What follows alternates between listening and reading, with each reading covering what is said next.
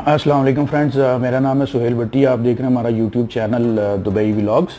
और आज के इस व्लॉग में डिस्कस किया जाएगा कि आप क्रेडिट कार्ड से मैक्सिमम कितना फ़ायदा उठा सकते हैं और कौन से ऐसे पॉइंट्स हैं जिनको आप अपने ज़हन में रखते हुए उनसे आप सर्विस चार्जेस और बैंक की डिफरेंट पेनल्टीज़ जो हैं उनसे बच सकते हैं। तो ये सारी इन्फॉर्मेशन जानने से पहले आपसे रिक्वेस्ट है कि आपने अगर अभी तक हमारा YouTube channel Dubai vlogs subscribe नहीं किया तो आप इसको सब्सक्राइब करें ताकि मज़ीद अच्छी अच्छी वीडियोस, अच्छी इन्फॉर्मेशन, यूनिक इन्फॉर्मेशन जो है वो आप तक वक्तन फ़वक्तन पहुंचती रहे और आप उसको अपनी नॉर्मल डेली लाइफ में आप उसको जो है यूटिलाइज़ करके फ़ायदा उठा सकें। तो चलें जी, वीडियो स्टार्ट करते हैं।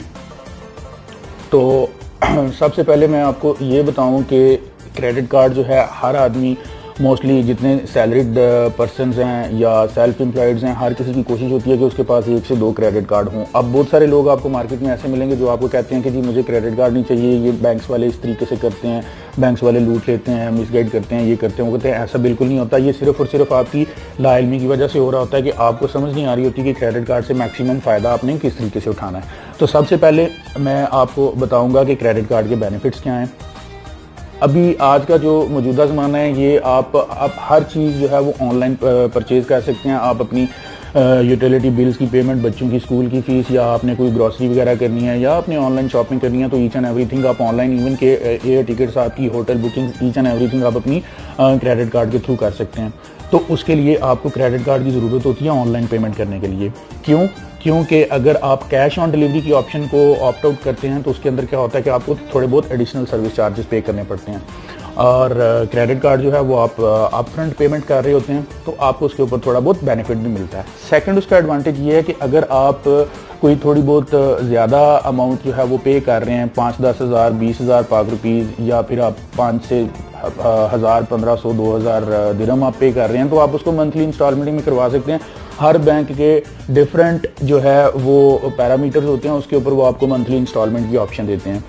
इसके अलावा क्या होता है कि आप अगर कोई आपने इलेक्ट्रॉनिक्स बाय करनी है, होम अप्लायंस या ज्वेलरी या कोई इस तरह की आइटम आपने परचेज़ करनी है, तो आप उसको अपने जो भी जिस बैंक का आपके पास क्रेडिट कार्ड है उसके रजिस्टर्ड आउटलेट से जो है वो आप उसको परचेज़ करते हैं और वो आप मंथली इंस्टॉलमेंट में करवा सकते हैं।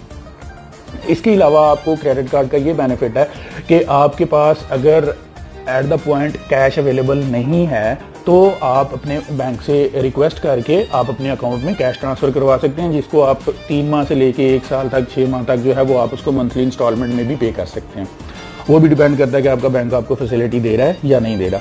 तो ये इस तरह के छोटे छोटे बेनिफिट्स हैं जो कि आप वक्तन फ़वक्तन क्रेडिट कार्ड से ले सकते हैं। और जो अभी मौजूदा टाइम चल रहा है इसके अंदर आपके पास अगर एटलीस्ट एक क्रेडिट कार्ड हो तो आप उसको इतने स्मार्ट तरीके से मैनेज कर सकते हैं और उससे मैक्सिमम बेनिफिट ले सकते हैं कि आपको ना अपने किसी बहन भाई से, कज़न से, रिश्तेदार, दोस्त, कुलीग से, किसी से आपको पैसे मांगने की ज़रूरत नहीं पड़ती। अच्छा, अब इसके नुकसानात क्या हैं? नुकसानात ये हैं कि मोस्टली कस्टमर क्या करते हैं कि वो क्रेडिट कार्ड लेते हैं। अब बैंक आपको क्रेडिट कार्ड देता है आपकी क्रेडिबिलिटी के ऊपर। क्रेडिट कार्ड का मतलब ये है कि आप एक उधार कार्ड ले रहे हैं किसी भी बैंक से, किसी भी इंस्टीट्यूशन से या किसी भी कंपनी से। अब उस उधार कार्ड का कॉन्सेप्ट क्या है कि आप आज की डेट में उसको इस्तेमाल कीजिए और कल को आप हमें पैसे दे दीजिए। उसकी डिफरेंट टर्म्स एंड कंडीशन आ जाती हैं बाद में कि आप अगर इतनी टाइम में पे करेंगे तो आपने सिर्फ उतनी प्रिंसिपल अमाउंट जो आपने यूटिलाइज की है वो देनी है, और अगर आप टाइम पीरियड पे नहीं करते तो उसके ऊपर ऑब्वियसली आपको इंटरेस्ट रेट, सर्विस चार्जेस, इस तरह के जो है वो सर्विस चार्जेस पड़ेंगे।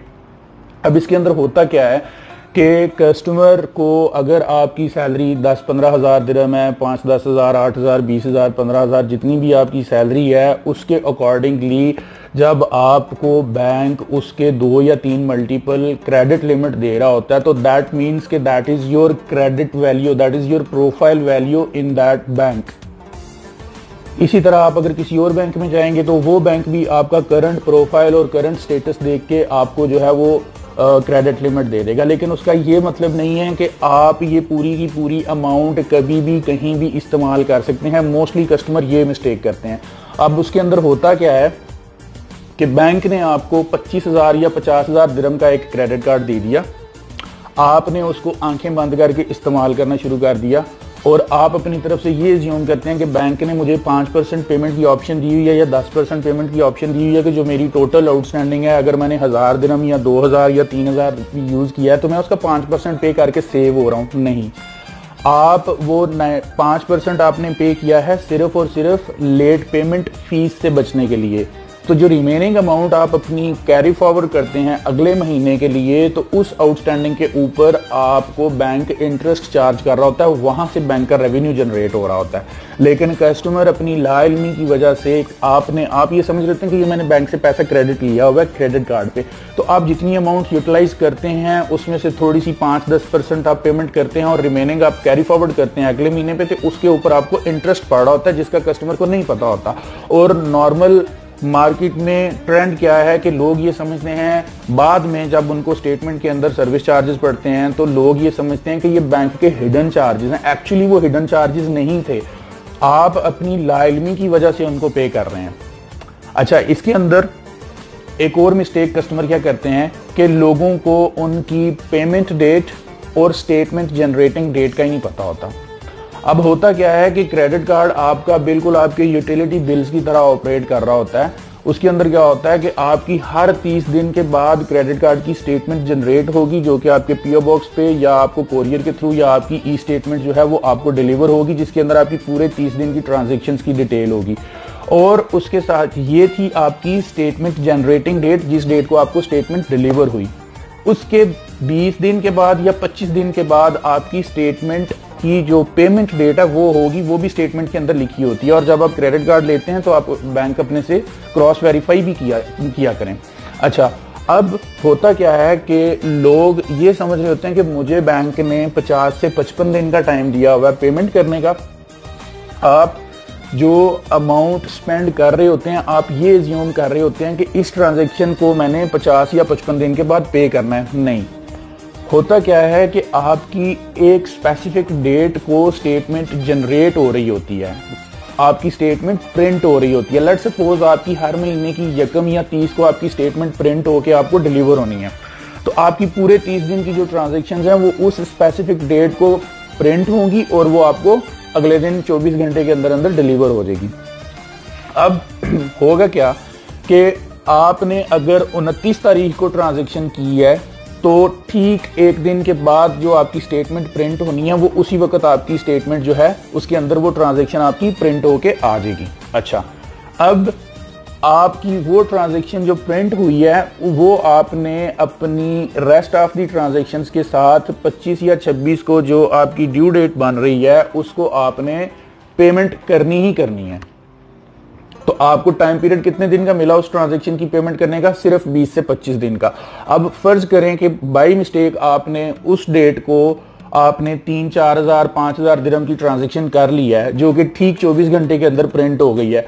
अब आप अगले महीने की 20 या 25 डेट को जो भी आपकी ड्यू डेट है अगर आप वो पे नहीं करेंगे तो आपको इंटरेस्ट पड़ेगा, जो कि आप फिर कंसिडर करेंगे हिडन चार्जेस। हालांकि आपने ट्रांजैक्शन इतने गलत टाइम पे की थी। आपको ये चाहिए कि आपने अगर कोई बड़ी अमाउंट की ट्रांजैक्शन करनी है जो आपको लगता है कि बैंक से आप मंथली इंस्टॉलमेंट में भी कवर नहीं करवा सकते और आपने इसको एक टाइम पे वन टाइम पेमेंट करके इसको क्लियर भी करना है, तो कोशिश कीजिए कि महीने के स्टार्ट में जो आपकी स्टेटमेंट का बिलिंग साइकिल है उसके स्टार्ट में ट्रांजैक्शन कीजिए। लेट सपोज आपकी स्टेटमेंट प्रिंट होती है 30 को, तो आप कोशिश कीजिए कि वो ट्रांजैक्शन यकम या 2 या 3 को करें। जब आप यकम या 2 को ट्रांजैक्शन करेंगे तो उसके बाद क्या होगा कि अगले महीने की 30 को 30 दिन के बाद जो आपकी स्टेटमेंट प्रिंट होनी है तब आपकी वो ट्रांजैक्शन प्रिंट होगी। तो आपके पास ये पूरा 30 दिन का एडवांसमेंट टाइम पीरियड आ गया।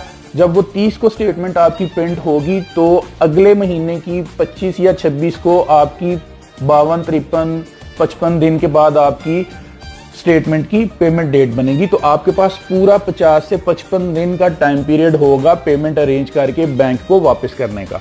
ये छोटी छोटी मिस्टेक्स हैं जो कि आप अपने ज़हन में नहीं रखते और होता क्या है कि एट द एंड आप सर्विस चार्जेस को, जिनको आप हिडन सर्विस चार्जेस कंसीडर करते हैं, आप पे कर करके 5% पे करते हैं, 10% पे करते हैं, 100% क्लियर नहीं करते। और उसके बाद आप क्या करते हैं कि कस्टमर दूसरे कस्टमर्स को बता रहा होता है कि यार बैंक का क्रेडिट कार्ड यूज़ नहीं करना, क्रेडिट कार्ड जो है वो उसके अंदर हिडन चार्जेस होते हैं, बैंक आपको बताते कुछ हैं करते कुछ हैं और एट द एंड जो है वो आप बैंकरप्सी की तरफ चले जाते हैं। नहीं, ये सिर्फ और सिर्फ आपकी लैक ऑफ इंफॉर्मेशन की वजह से हो रहा होता है।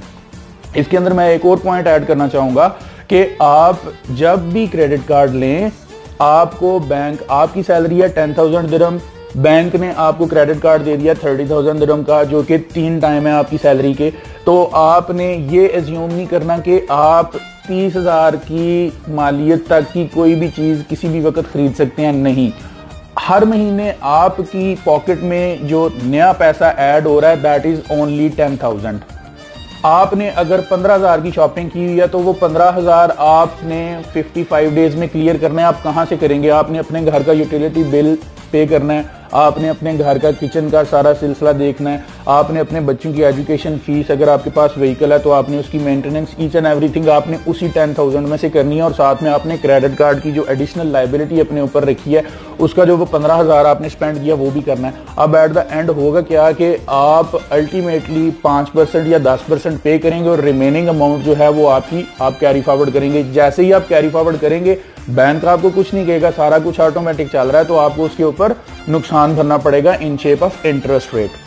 अच्छा, इसके अंदर आपने करना क्या है कि सिर्फ उतनी अमाउंट यूज करनी है जितनी आपको पता है कि 10 तारीख यकम को या 25 को मेरी इतनी सैलरी आनी है विच इज 10,000 और मैंने 2,000 या 3,000 यूटिलाइज किया है अपनी ग्रोसरी के लिए, फ्यूल के लिए, यूटिलिटी बिल्स के लिए, बच्चों के एक्सपेंस के लिए, जितनी थोड़ी बहुत अमाउंट जो कि आपने कैश की सूरत में करनी थी तो वो आपने क्रेडिट कार्ड से की। अब जब आपने क्रेडिट कार्ड से की तो आपको पता होगा कि इतने पैसे तो मैं कैश पे भी यूज करने थे, वो मैंने क्रेडिट कार्ड से कर लिए हैं। जैसे ही आपकी सैलरी है उतने पैसे आप 100% अपने क्रेडिट कार्ड को क्लियर कर दें। इस तरीके से आपकी एक बैंक की नज़र में क्रेडिबिलिटी भी अच्छी रहेगी। कल को आप अगर उसी बैंक को अप्रोच करेंगे किसी और प्रोडक्ट के लिए तो बैंक आपको फर्स्ट प्रायोरिटी पे डील करना प्रेफर करेगा कि ये कस्टमर लॉयल कस्टमर है, रिस्पॉन्सिबल कस्टमर है। अच्छा, इसका फ़ायदा क्या होता है कि आप अगर क्रेडिट कार्ड से ये सारी ट्रांजैक्शंस कर रहे हैं, आपके ज़हन में क्वेश्चन होगा कि यार अगर बंदे ने कैश से ही सारा कुछ करना है तो बंदा वाई क्रेडिट कार्ड? तो क्रेडिट कार्ड इसलिए कि क्रेडिट कार्ड से आप जितनी ये छोटी छोटी ट्रांजैक्शंस कर रहे होते हैं, बहुत सारे बैंक्स के लॉयल्टी प्रोग्राम्स चल रहे होते हैं, बच्चों की एजुकेशन फीस के ऊपर, गाड़ियों की मेंटेनेंस के ऊपर, बहुत सारे गवर्नमेंट इंस्टीट्यूट्स के साथ, बहुत सारे ज्वेलर्स के साथ, बहुत सारे होम अप्लायंस और इलेक्ट्रॉनिक्स के जो बड़े बड़े ब्रांड्स होते हैं उनके साथ, तो इसी तरह फैशन जो आउटलेट्स होते हैं उनके साथ भी, ये जितने आपके एक्सपेंसिव ब्रांड्स हैं कपड़ों के, उनके साथ भी उनका टाई अप चल रहा होता है। तो उसके ऊपर आपको 3 माह 6 माह की मंथली इंस्टॉलमेंट के प्लान्स मिल रहे होते हैं बैंक्स की तरफ से। और इसके अलावा आप जितनी मैक्सिमम स्पेंड करते हैं उसके ऊपर बहुत सारे बैंक्स आपको कैशबैक, बहुत सारे बैंक्स आपको एयर माइल्स और बहुत सारे बैंक आपको रिवार्ड्स की ऑप्शन दे रहे होते हैं। तो वो आहिस्ता आहिस्ता आपके ऑनलाइन क्रेडिट कार्ड अकाउंट के अंदर वो रिवार्ड्स आपके एक्यूमुलेट हो रहे होते हैं, बाद में किसी भी वक्त आप उनको रिडीम कर सकते हैं। तो ये 2-3 पॉइंट्स हैं जिनको आप अपने ज़हन में रख के क्रेडिट कार्ड से मैक्सिमम फ़ायदा उठा सकते हैं। नंबर 1, आप अपनी सैलरी की वैल्यू से ज़्यादा अमाउंट स्पेंड ना कीजिए। नंबर 2, आप अपनी पेमेंट डेट और क्रेडिट कार्ड की जो स्टेटमेंट जनरेटिंग डेट है, ये 2 चीज़ें याद रखें। नंबर 3, आप कोशिश कीजिए कि हमेशा अपनी 100% आउटस्टैंडिंग जो है वो क्रेडिट कार्ड की मंथ एंड पे जैसे ही सैलरी आए सबसे पहला काम ये करें कि 100% क्लियर करें। और लास्ट पॉइंट कि कभी भी आप अपने क्रेडिट कार्ड की कम अमाउंट जो 5% या 10% है, कि टोटल आउटस्टैंडिंग आपकी 3,000 है, आप उसका 5% पे करके अपनी तरफ से आप ये समझें कि आप सेफ हैं। नहीं, कभी भी ये मत कीजिए। ये आहिस्ता आहिस्ता इंटरेस्ट का पहाड़ बनता जाता है जो कि कल को आपके ऊपर बहुत बड़ा बर्डन बनता है। फिर आप उसको क्लियर करने के लिए एक दूसरे क्रेडिट कार्ड की तरफ जाते हैं, दूसरे बैंक का क्रेडिट कार्ड लेके आप उसको करते हैं। वीडियो बहुत लंबी हो गई है, मैं इसको इधर ही कट ऑफ करूंगा। अगर आपको वीडियो पसंद आए तो मुझे कमेंट्स में ज़रूर बताइएगा। अगर मज़ीद इन्फॉर्मेशन चाहिए हो तो मैं इसका पार्ट 2 भी बना दूंगा। Thank you very much. और हाँ, चैनल को सब्सक्राइब करना मत भूलिए, मेरे सब्सक्राइबर बहुत कम है। कोशिश कीजिए कि आहिस्ता आहिस्ता सब्सक्राइबर इंक्रीज हों। अगर आपने अभी तक सब्सक्राइब नहीं किया तो प्लीज़ इसको सब्सक्राइब कीजिए, बेल आइकॉन को प्रेस कीजिए। Thank you very much.